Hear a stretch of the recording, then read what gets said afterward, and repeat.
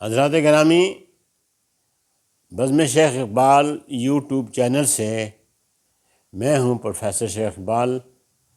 میں حاضر ہوں آج پھر ایک غزل لے کر، اور اس سے پہلے ایک مختصر سی گفتگو۔ غزل کے بارے میں چند باتیں میں نے آپ کو بتائیں، چند اور باتیں ابتدائی سی آپ سن لیں۔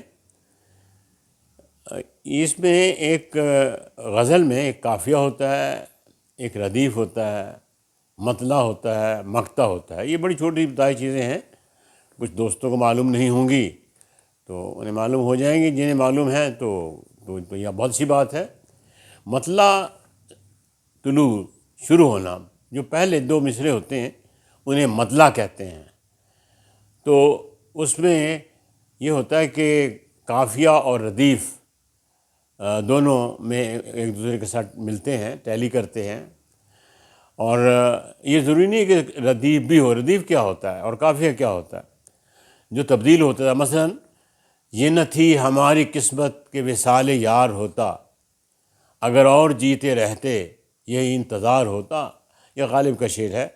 اب اس میں جو قافیہ ہے یار، انتظار ہے، اور اس طرح آگے وہ چلتا جاتا ہے۔ تجھے ہم ولی سمجھتے جو نہ بادہ خوار ہوتا۔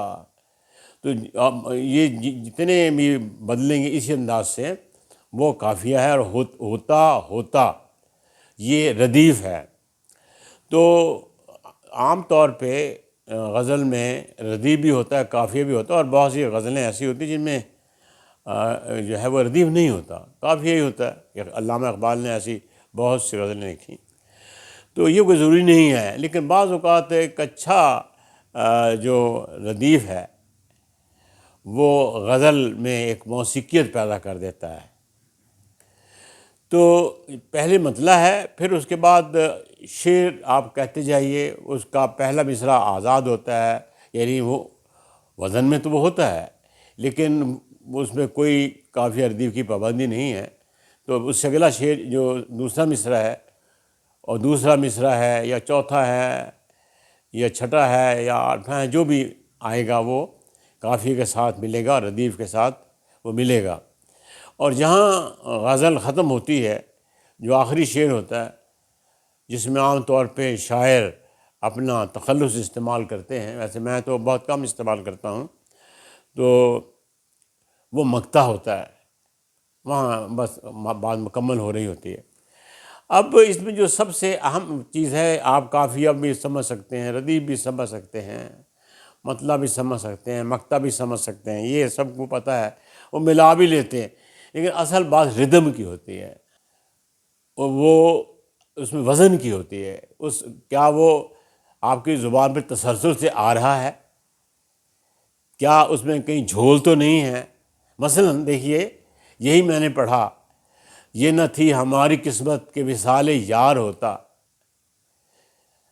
اگر ہم دوست کہیں یار کی جگہ تو کیا کہیں گے؟ یہ نہ تھی ہماری قسمت کہ وصال دوست ہوتا۔ اب دوست میں تی جو ہے وہ زیادہ بڑھا ہوا ہے، وصال دوست ہوتا صحیح ہے، لیکن دوست کوئی لفظ ہی نہیں ہے۔ اگر اور جیتے رہتے یہی انتظار ہوتا۔ اس میں اگر کوئی لفظ بھی آپ تبدیلی کر دیں، اگر اور جیتے، اگر آپ اگر نہ کریں، گر کہہ دیں، گر اور جیتے رہتے، تو وزن گر جاتا ہے، اگر کے ساتھ وہ ملتا ہے۔ اچھا، اب یہ وزن کا احساس ہوتا ہے اس وقت جب آپ بہت سے کلام پڑھیں، سنیں، بلکہ ترنم سے سنیں، ترنم سے پڑھیں۔ جو لوگ موسیقار ہیں جب وہ اسے کمپوز کرتے ہیں اس کے بعد سنیں، اس سے آپ کو احساس ہوتا ہے۔ مثلا کئی اسٹوڈنٹس آتے ہیں کہ جی بتائیے، وہ سکھائیں ہمیں، اور وہ سکھانا، یہ جو وزن کا جو احساس ہے یہ از خود آپ کے اندر پیدا ہوتا ہے۔ مثلا دیکھیے، اب یہ ہے، لب پہ آتی ہے دعا بن کے تمنا میری، اقبال کی جو نظم ہے سب ہم پڑھتے ہیں، لب پہ آتی۔ اب اس پہ ہونٹ لگا دیں آپ، حالانکہ مطلب تو وہی رہے گا۔ اب ہونٹ پہ اب بالکل یہ وزن میں نہیں ہے میرا، تو ہونٹ پہ آتی نہیں۔ ہاں، اگر کو آپ نے بنانا ہے ٹھیک، ہوں پہ آتی ہے، دعا بن کے تمنا میری. اب ہوں کوئی لفظ نہیں ہے، ہونٹ آ نہیں سکتا، لب یہاں آ رہا ہے. تو یہ کوشش آپ کریں گے کہ آپ کو وزن کا احساس ہو، کہ جب آپ کو یہ احساس ہونے لگے گا کہ یہاں کوئی سکتہ آ رہا ہے، یہاں کوئی وزن گر رہا ہے، آپ میں روانی پیدا نہیں ہو رہی، ریدمیکل پیٹرن پیدا نہیں ہو رہا، تو وہ آپ سمجھیے کہ وہ غزل میں کہیں جھول آ گیا ہے، وہ وزن درست نہیں ہے. تو اس کی کوئی پریکٹس بھی کی جا سکتی ہے. تاہم یہ ایک دو باتیں مجھے آج آپ سے کرنی تھیں. اور اب آپ کے نظر ہے ایک غزل. سویا نہیں تمام عمر جاگتا رہا، سویا نہیں تمام عمر جاگتا رہا، کیا کیا حسین خواب مگر دیکھتا رہا. سویا نہیں تمام عمر جاگتا رہا، کیا کیا حسین خواب مگر دیکھتا رہا.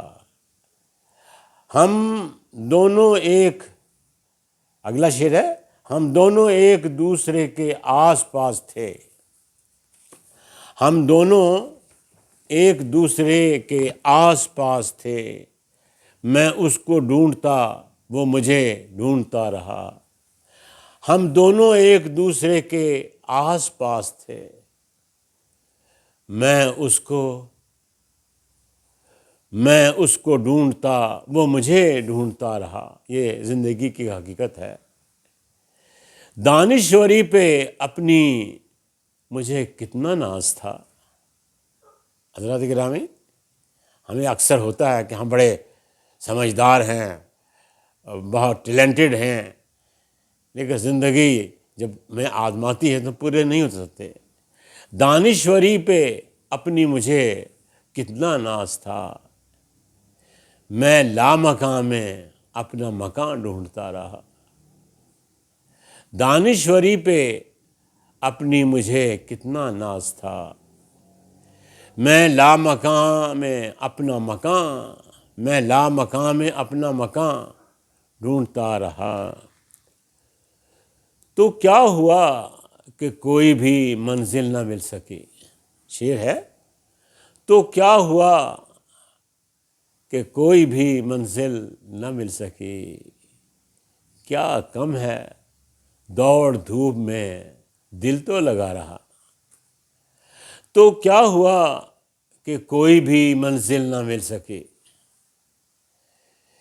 کیا کم ہے دوڑ دھوپ میں دل تو لگا رہا. گر بھی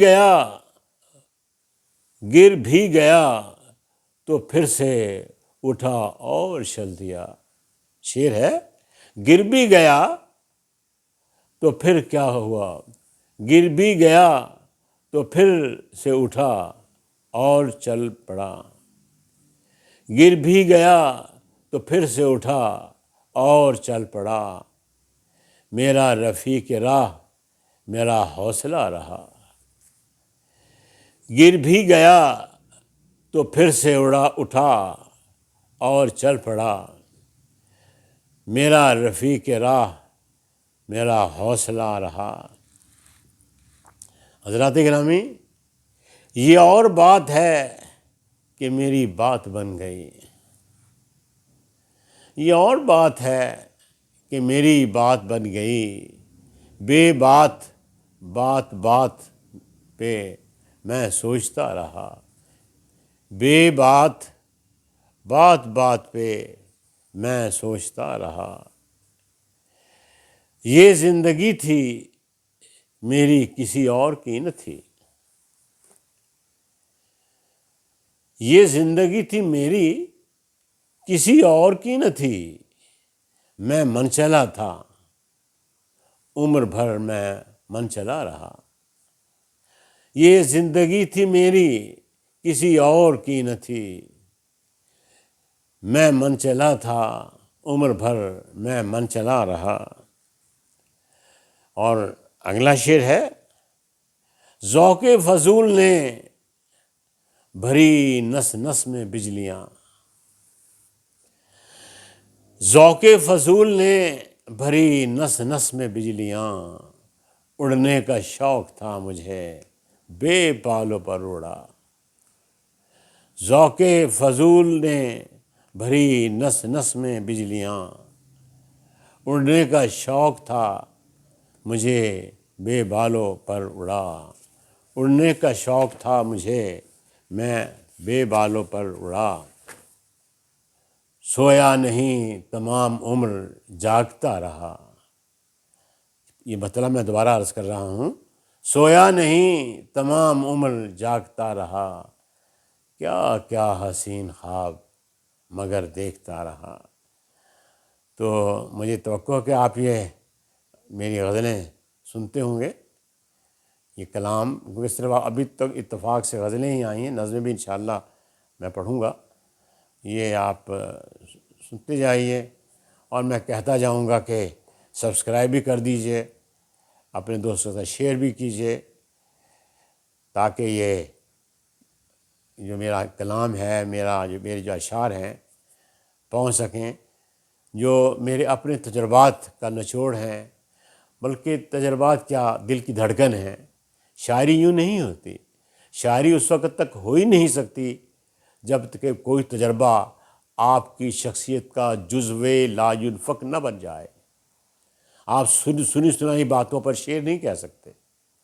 شعر اس وقت ہوتے ہیں جب کوئی حسن، جب کوئی دکھ، جب کوئی کرن، جب کوئی پھول، جب کوئی بات آپ کے گھر میں گھر کر لے اور آپ کے لاشعور کا حصہ بن جائے، پوری شخصیت کا حصہ بن جائے، اور پھر وہ حسن بیاں میں تبدیل ہونے کی سکت حاصل کر لے اور یوں بے ساختہ شعر ہونے لگیں، تب شعر ہوتے ہیں۔ تو یوں ایسے نہیں ہوتے کہ آپ بیٹھے اور شعر ہو گیا، اور اگر آپ بیٹھے اچانک شعر ہو گیا تو اس کا مطلب یہ ہے کہ آپ کا ذہن، آپ کا دل، آپ کے جذبات پہلے سے جانے کب سے اس حسن کی تلاش میں تھے۔ وہ حسن جو ہی ہاتھ لگتا ہے تو فن میں تبدیل ہو جاتا ہے، شعر بن جاتا ہے، نغمہ بن جاتا ہے، تصویر بن جاتا ہے۔ بہت شکریہ۔